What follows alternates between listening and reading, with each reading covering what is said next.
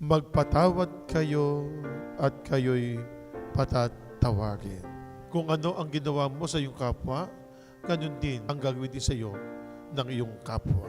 Kung anong gusto mong gawin sa iyong sarili, gawin mo sa iyong kapwa.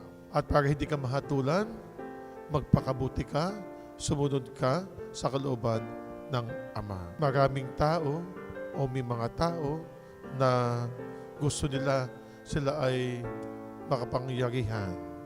Gusto nila sila ay mataas. Nakatanggap lamang ng magandang pagpupuri o nakatanggap naman po ng meron ng isang magandang posisyon, akala mo na sa kanila sila ay magaling na magaling na.